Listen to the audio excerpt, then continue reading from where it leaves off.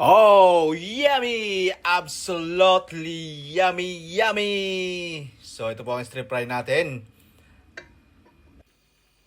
So, ayan guys, magluluto po muna tayo ng stir fry, pork stir fry. Yan, ito po ang kanyang mga ingredients. Na kung ano lang po ang ating nakita sa shop. So, meron po tayong egg noodle stir fry. So, let's go! At ito na nga po, at ito po ang ating kawali at ating pong bisahin ng ating pork na binabad kanina.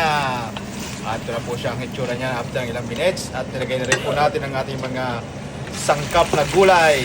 Yan, na po halo-halong mushroom at kung ano-ano pa po. At siyempre po, lalagay rin po natin ang ating egg noodles. Ayan, pang mabilisan luto lang po ito. Ayan na po, at 5 minutes ay luto na po ito. At ito nga po ang itsura niya. Yummy, yummy! So, ito na po siya. Ayan, ang huli nating